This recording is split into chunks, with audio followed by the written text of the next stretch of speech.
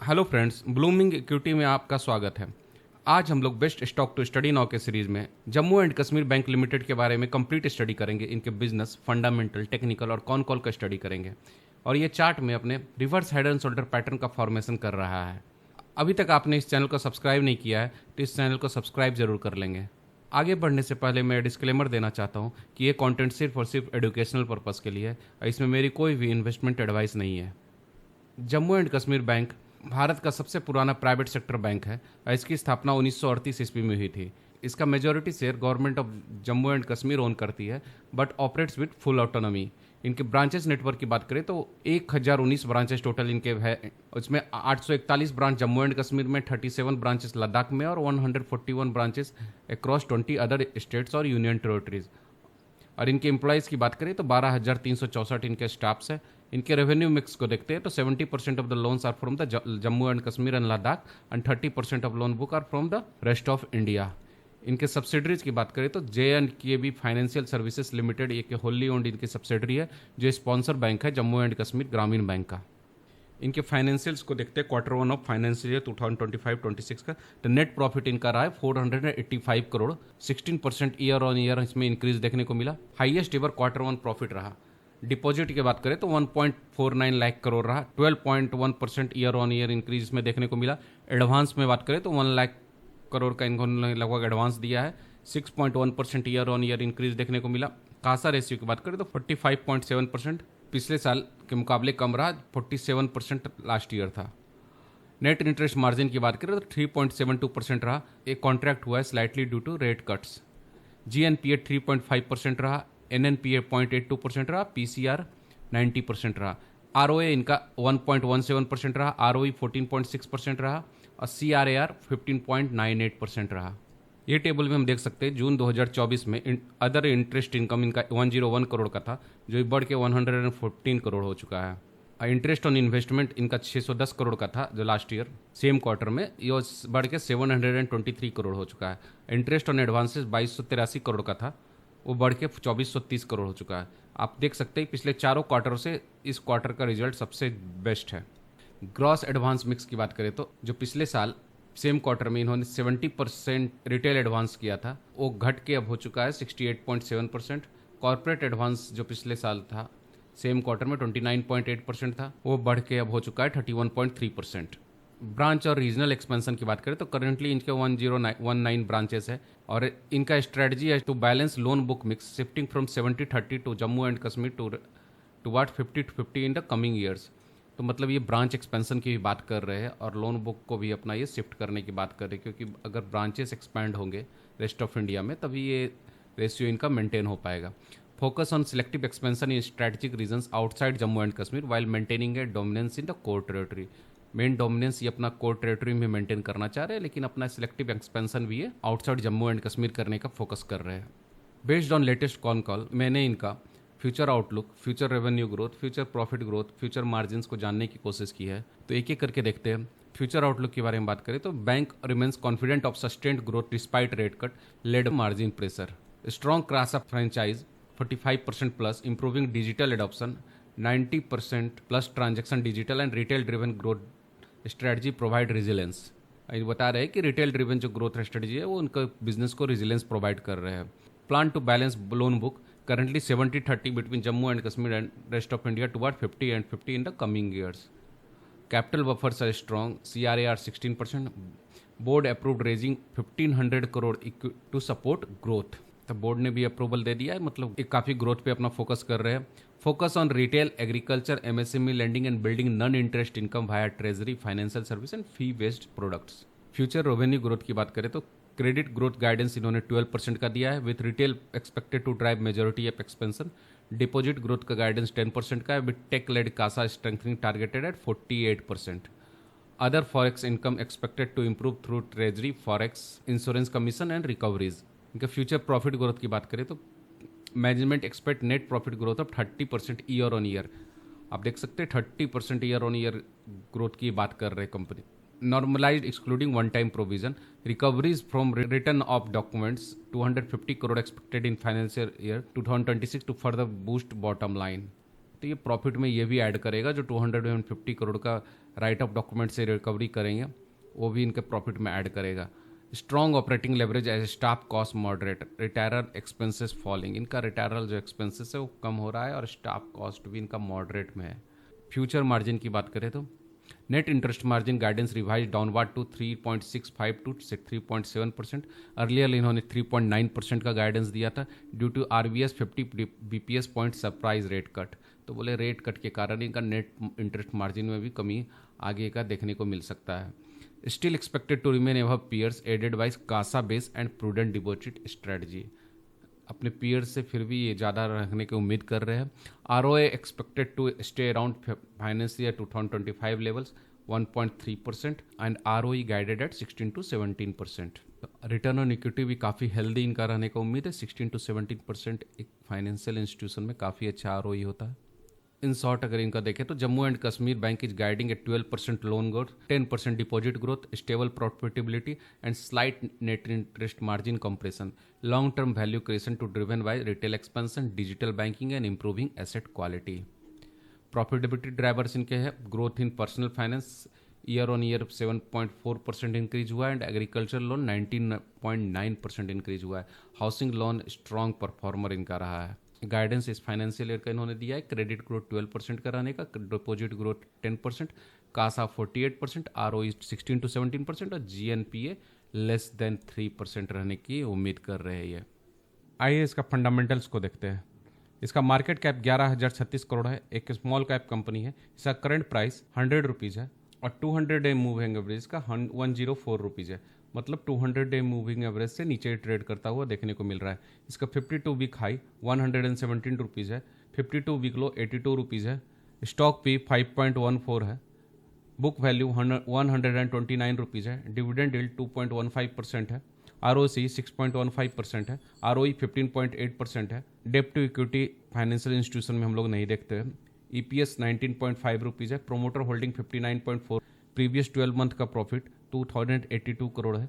तब देख सकते हैं मार्केट कैप इसका 11,000 करोड़ का है, 2,000 करोड़ का ऑलमोस्ट प्रॉफिट करती है। एक भी शेयर इनका प्लेस नहीं है। पेग रेशियो 0.08 है। High price all time 200 rupees है। इंट्रेंसिक वैल्यू की बात करें तो 211 रुपीज़ है। 52 वीक हाई से अभी ये 14.5% डाउन होकर ट्रेड कर रहा है और 52 वीक लो से ये 22.2% ऊपर ट्रेड कर रहा है। RSI की बात करें तो 41.2 इसका RSI है। इंडस्ट्री पी 12.1 है। सेल्स ग्रोथ पिछले 3 साल का 16.14% रहा है। प्रॉफिट ग्रोथ पिछले 3 साल का 61.4% रहा है। सेल्स ग्रोथ 5 साल का 8.23% रहा है। आइए इनके प्राइस टू बुक वैल्यू की बात करें तो प्राइस टू बुक वैल्यू 0.8 आपको देखने को मिलेगा और इसने ऑलमोस्ट 1.4 का प्राइस टू बुक वैल्यू तक इसका स्टॉक प्राइस गया था और यहाँ से यहाँ तक जाने की पूरी उम्मीद है।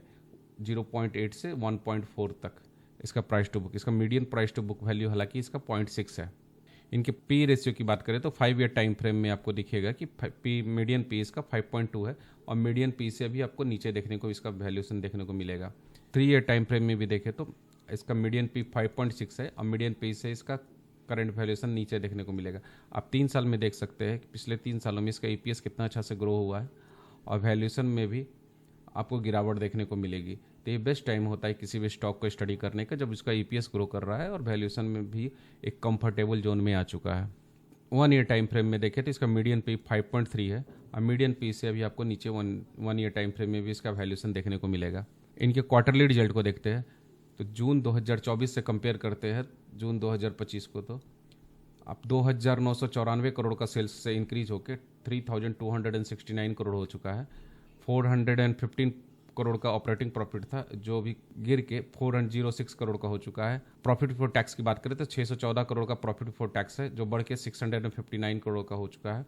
प्रॉफिट बिफोर टैक्स में इंक्रीज इसके कारण देखने को मिलेगा 253 करोड़ का। अदर इनकम देखने को मिलेगा जो पिछले साल 198 करोड़ का था। नेट प्रॉफिट पिछले साल का 418 करोड़ का था, वो इंक्रीज होकर 415 करोड़ हो चुका है। हाईएस्ट एवर रेवेन्यू आप लोग को देखने को मिल रहा है इस क्वार्टर में। आप देख सकते हैं कि हर क्वार्टर एंड क्वार्टर आप इसका रेवेन्यू में इंक्रीज देखने को मिलेगा। 2130 करोड़ से 2299, 2441, 2512, 2657, 2764, 2881, 2910, 2994, 3124, 3210, 3213 और 3269। तो हर क्वार्टर एंड क्वार्टर इसके सेल्स में इंक्रीज देखने को मिल रहा है। मार्च 2025 में इन्होंने रेवेन्यू अपना 12,541 करोड़ का किया था, वो बढ़ के ट्रेलिंग 12 मंथ में 12,816 करोड़ का हो चुका है। फाइनेंसिंग प्रॉफिट 1960 करोड़ का था जो घट के 1783 करोड़ का हुआ है। लेकिन आपको यहाँ प्रॉफिट फॉर टैक्स में भी इंक्रीज देखने को मिलेगा। 2939 का था पिछले साल जो मार्च 2025 में, वो अभी बढ़ के 2984 करोड़ का हो चुका है। नेट प्रॉफिट में भी इंक्रीज देखने को मिलेगा, 2082 करोड़ से बढ़ के 2148 करोड़ का हो चुका है। इनके कंपाउंडेड सेल्स ग्रोथ की बात करें तो 10 ईयर्स में 6% का कंपाउंडेड सेल्स ग्रोथ किया है, 5 ईयर्स में 8%, 3 ईयर्स में 16% और ट्रेलिंग 12 मंथ में 11% का कंपाउंडेड सेल्स ग्रोथ किया है। कंपाउंडेड प्रॉफिट ग्रोथ की बात करें तो 10 ईयर में 15%, 5 ईयर्स में 30%, 3 ईयर्स में 61%, ट्रेलिंग 12 मंथ में 16%।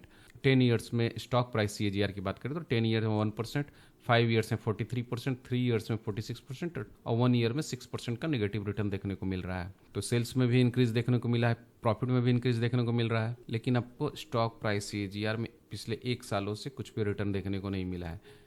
तो ये बेस्ट टाइम होता है किसी भी स्टॉक को स्टडी करने का जब इसका क्वार्टरली रिजल्ट भी काफ़ी अच्छा है और वैल्यूएशन भी इसका कम हो गया है, स्टॉक प्राइस में भी करेक्शन देखने को मिल रहा है।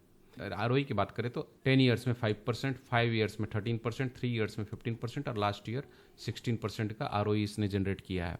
इनके बैलेंस शीट की बात करें तो रिजर्व्स आपको हर साल कंटिन्यूस ग्रो देखने को मिल रहा है और अभी मार्च 2025 में 14,098 करोड़ का इनका रिजर्व्स है। इनके CWIP की बात करें तो 66 करोड़ का CWIP है और टोटल एसेट्स की बात करें तो ईयर ऑन ईयर इंक्रीज इसमें देखने को मिलेगा और 1,69,424 करोड़ का टोटल एसेट्स देखने को हमें मिल रहा है। इनके शेयर होल्डिंग पैटर्न को देखें, प्रोमोटर ने अपने सेम स्टेक मेंटेन किया है। FIs ने आपको स्टेक में इंक्रीज देखने को मिलेगा, 7.64% से इंक्रीज होकर 8.01% हो चुका है। DIs ने अपना माल बेचा है, 6.69% से घट के 5.87% हो चुका है। पब्लिक ने अपने स्टेक को थोड़ा सा इंक्रीज किया है, 26.26% से इंक्रीज होकर 26.72% है और इसमें भी आपको 2 बड़े प्लेयर्स देखने को मिलेंगे, 1.27%, 1.22%।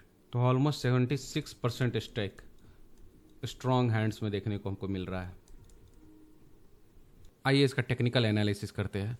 आपको देखने को मिलेगा कि ये इस सेम लेवल पे इसने यहाँ पे रेसिस्टेंस फेस किया, फिर सेम लेवल पे यहाँ पे रेसिस्टेंस फेस किया, फिर इसी लेवल पे यहाँ पे इसने रेसिस्टेंस फेस किया और अभी एक शोल्डर बनाने की तैयारी में है।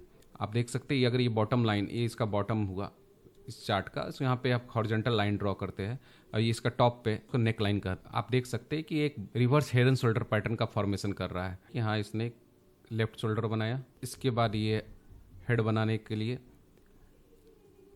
हेड बनाता हुआ यहाँ पे इसने फिर से रेजिस्टेंस फेस किया और अभी ये एक और शोल्डर बनाने की तैयारी में। हो सकता है यहाँ से ये मल्टीपल शोल्डर बना के ब्रेकआउट दे, एक complex reverse head and shoulder pattern बनाए और उसके बाद ब्रेकआउट करने के बाद ये हो सकता है ये रिटेस्ट करने के लिए भी सेम लेवल पे आए। उसके बाद ये अपने टेक्निकल टारगेट की तरफ बढ़े। टेक्निकल टारगेट को अगर जानना है तो हमें इसके नेक लाइन से इसके बॉटम के डेप्थ को मेजर करना होता है। अब मेजर करने के बाद हमें इसके ऊपर नेक लाइन के ऊपर प्लॉट करना होता है। नेक लाइन के ऊपर प्लॉट करने पे हमें देखने को मिलता है कि करंट प्राइस से ऑलमोस्ट 47% हमें इसका टेक्निकल टारगेट देखने को मिल रहा है। तो जैसे इसका अपने तीनों टाइम फ्रेम में 5 ईयर, 3 ईयर्स और 1 ईयर तीनों टाइम फ्रेम में ये अपने मीडियन पे से नीचे देखने को मिल रहा है। हाईएस्ट एवर इन्होंने क्वार्टरली रिजल्ट पेश किया है। आगे भी ब्रांच का काफ़ी अच्छा एक्सपेंशन प्लान है, का फ्यूचर आउटलुक काफ़ी स्ट्रॉन्ग देखने को मिल रहा है।